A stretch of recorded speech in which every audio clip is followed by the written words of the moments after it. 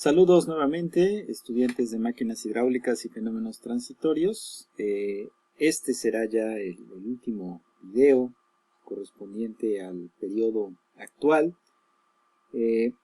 Como en un principio del curso lo comenté, originalmente, de acuerdo a nuestro programa, es típicamente la primera unidad temática que se ve.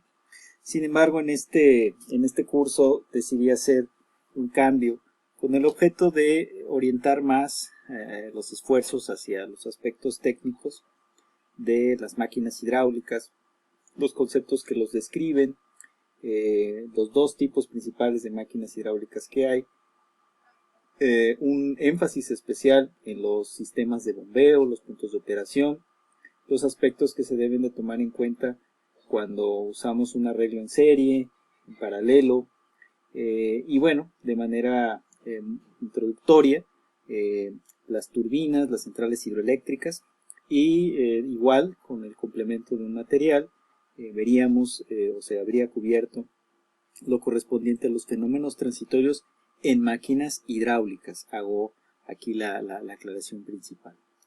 Bien, retomando ya, ahora sí, nuestro último o primer tema referente a el curso, voy a cambiar un poco la terminología que se tiene planteada, básicamente porque cuando se generó el contenido de esta experiencia, pues los términos que se usaban para ciertos conceptos pues ya han quedado un poquito, han perdido un poco de vigencia, pero no quiere decir que no sean aplicables.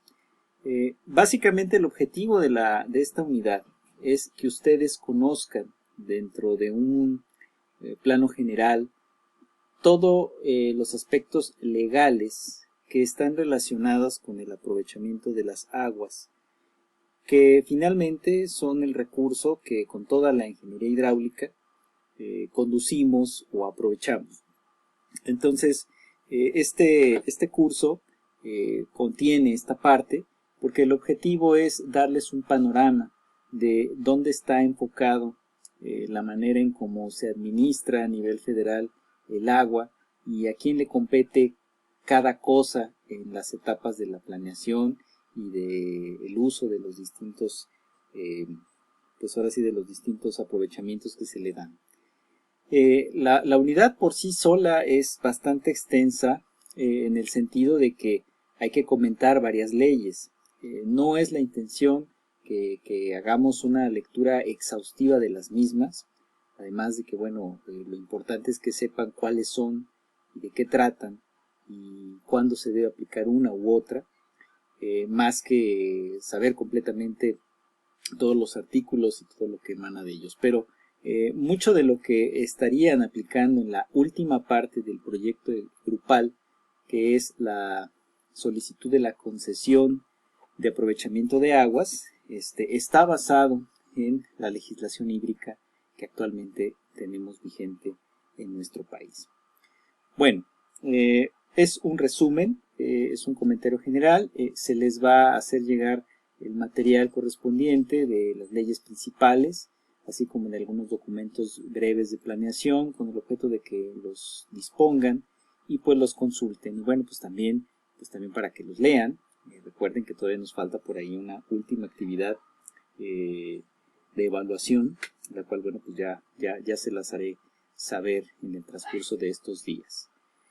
Bien, debemos de comenzar de que toda legislación, y la legislación hídrica no es la excepción, se emana de un documento, de una carta magna, que es el que rige toda la vida del Estado de Derecho en nuestro país, y eso es la Constitución Política de los Estados Unidos Mexicanos. Desde la educación elemental, desde la educación primaria, pues nos hablan de 3 artículos en particular, que son los más representativos, por así decirlo, los más relevantes tal vez, que pues han servido como para conducir las políticas públicas de la nación en el siglo pasado. El artículo 3, el 27 y el 123. No vamos a hablar ni del 3 ni del 123, pero sí hablaremos del artículo 27 constitucional, que específicamente habla del territorio los recursos naturales, y muy particularmente en lo que respecta al agua, genera el fundamento sobre el cual se construyen las siguientes leyes. El agua se considera un recurso natural, propiedad de la nación, y se considera que todas aquellas aguas que están dentro de nuestro territorio geográfico y de nuestras delimitaciones de fronterizas, incluso en las partes marítimas, pues también forman parte de ese patrimonio natural, de esa propiedad de la nación. Aquí, y bueno, los especialistas en derecho pues nos podrán dar una explicación un poco más detallada sobre los términos que se utilizan. Aquí lo importante que debemos de tener presente es que se establece que en principio todos los cuerpos de agua, estamos hablando de ríos, lagos, lagunas, mares, humedales, acuíferos, son propiedad de la nación. Y al ser propiedad de la nación, el aprovechamiento de los mismos debe servir para el desarrollo de la nación y sus habitantes. De esa forma, se establece una ley que es la que nos va a decir cómo se debe de regular o cómo se debe de actuar al momento de aprovechar esos recursos naturales, específicamente hídricos. Y de eso trata principalmente la Ley de Aguas Nacionales. La Ley de Aguas Nacionales es el documento que actualmente norma esta parte, pero es un documento que ya fácilmente tendrá unos casi 30 años de vigencia y ha tenido reformas a lo largo del tiempo. El año pasado se establecía que todavía podría existir la posibilidad de que esta ley cambiara a una ley general de aguas, o en otros sexenios se llamó Ley Federal de Aguas, pero no ha visto la luz todavía para autorizarse. ¿Qué es lo que nos debe importar de la Ley de Aguas Nacionales? Bueno, lo que nos debe importar de ahí es que ahí se definen quiénes son los actores de la administración del agua. Se define, por ejemplo, a la Comisión Nacional del Agua, se definen a los organismos de cuenca, se define a los organismos operadores, se define a algunas otras autoridades y se establece, lo más importante, que la única manera de aprovechar los recursos hídricos es al amparo de títulos de concesión o derecho o de asignación. Títulos de concesión o de asignación. Los títulos de concesión se les dan a la propiedad privada, que puede estar constituida por entidades o puede estar constituida por personas, y los títulos de asignación que pues se dan principalmente a gobiernos específicos que pueden ser de figura estatal. Para poder reglamentar propiamente esa Ley de Aguas Nacionales, existe también un reglamento de la Ley de Aguas Nacionales que entra con un poco más de detalles sobre de qué habla la ley. Digamos que la ley nos dice qué hacer y el reglamento nos dice el cómo hacer. Aunque bueno, nuevamente, yo no soy especialista en derecho, pero ese es el planteamiento que tendríamos que dar. Una interpretación adecuada de lo que la Ley de Aguas Nacionales nos dice forzosamente requiere que antes hayamos hecho lectura exhaustiva del artículo 27 de la Constitución y que en complemento revisemos el reglamento de la Ley de Aguas Nacionales. Existe otra ley, que es la Ley Federal de Derechos, que es una ley muy amplia, pero que tiene un capítulo especial enfocado al agua. Y esa parte también es necesaria porque los títulos que acabo de comentar, que son necesarios para poder aprovechar al amparo de ciertos derechos y obligaciones, las aguas nacionales, pues requieren el pago de derechos. No son impuestos, son derechos.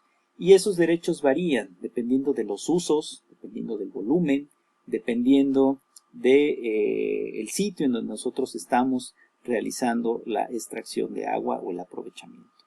Nuevamente, para efectos de una interpretación adecuada de todo lo que se dice a nivel federal, de quién debe hacer qué cosa y cómo se debe de proceder para solicitar un título y también a pagar los derechos correspondientes, pues hay que complementar ese análisis con la Ley Federal de Derechos en materia de aguas nacionales. Esto en lo que respecta a la legislación hídrica en el ámbito federal. Cada estado de la República también tiene una constitución política y por tanto también tiene una ley estatal de aguas. Aquí, bueno, me voy a hablar únicamente en el caso de Veracruz, pero si ustedes se fueran, por ejemplo, al estado de Puebla, al estado de Oaxaca, al estado de Tabasco, al estado de Tlaxcala, al estado de Hidalgo, pudiera ser que el nombre de esa ley estatal de agua sea diferente. ¿Qué se establece aquí? Pues básicamente en esta parte de la ley estatal de aguas, o las leyes estatales de aguas, se establecen aquellas obligaciones que les competen a los gobiernos estatales en materias de aguas, que por no cumplir con la totalidad de los requisitos que hay a nivel federal, pues les recaen a nivel local, por así decirlo. Y básicamente es una manera en cómo está organizado cada estado y cómo está organizado cada gobierno.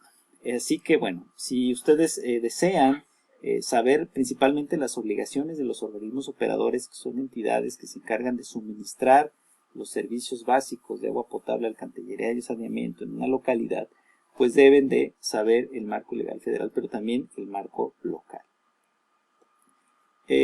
Además de las leyes y de los reglamentos, existen normas oficiales mexicanas en materia de agua y normas mexicanas. La diferencia que hay entre estas y estas otras es que estas normas oficiales son de carácter obligatorio. Hay unas que están muy focalizadas con productos o con procedimientos y que tienen una relación muy directa con la ingeniería hidráulica, pero hay otras que tienen relación directa con la sanidad y con la seguridad en el consumo del agua. Y también son de consulta obligada y deben de tomarse en cuenta también para saber si estamos cumpliendo o no con alguna ley. De hecho, la Ley Federal de Derechos hace mucho caso de estas normas y las mismas leyes establecen los procedimientos para que estas normas puedan surgir y puedan reglamentar ciertos aspectos de interés o de relevancia. Les comentaba que existen también otras normas, que son las normas mexicanas. Estas normas mexicanas son normas opcionales, optativas, que son un poco más rigurosas en ciertos aspectos, pero también deben de ser referente de consulta para poder realizar ciertos estándares. La realidad, y esto hablo a título personal, es que las normas mexicanas muchas veces pueden llegar a tener requisitos un poco más rigurosos que las normas oficiales mexicanas. La verdad es que las normas oficiales mexicanas deberían ser un poco más rigurosas en algunos aspectos referentes a la calidad del agua. Por mencionar solamente algún ejemplo, los parámetros obligados para establecer que el agua es potable son demanda bioquímica de oxígeno, demanda química de oxígeno y sólidos suspendidos totales, que no excedan un cierto valor establecido en la norma.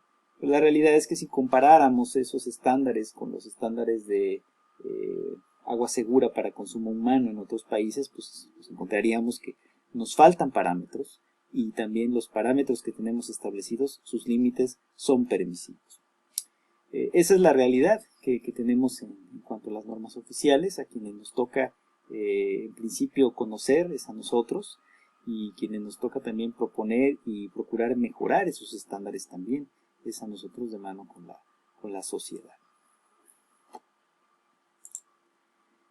Y bueno, ya para concluir esta parte, hablaremos ahora un poco brevemente de la planeación hídrica, que son básicamente la forma en cómo está organizado el país para tratar de llevar a cabo todas las acciones que las leyes y los reglamentos se plantean. La figura de la Comisión Nacional del Agua es una figura federal, que es la entidad, por así decirlo, la autoridad principal. Las comisiones o organismos estatales son similares a la Comisión Nacional del Agua, pero representativos en cada estado de la República. Las comisiones o organismos operadores municipales pues son quienes dotan los servicios de agua potable, alcantarillado y saneamiento. Esta es un área de oportunidad muy grande a nivel laboral y también a nivel de desarrollo. Finalmente, para comentar brevemente, bueno, el país está dividido en distintas regiones hidrológicas que componen cuencas que tienen características similares, y a su vez en regiones administrativas que involucra distintas similares o vecinas regiones hidrológicas. ¿Qué se administra? Pues se administran cuencas hidrológicas que pueden ser tanto superficiales como subterráneas. Y bueno, aunque se puede hablar un poco más sobre la situación de este sector, y de hecho eso va a ser una de las actividades que tendrán que realizar, les comento que este año ya se aprobó el Programa Nacional Hídrico, que es un instrumento de planeación y de programación sobre las distintas acciones que se deben llevar a cabo para mejorar la cobertura, la potabilización y el saneamiento.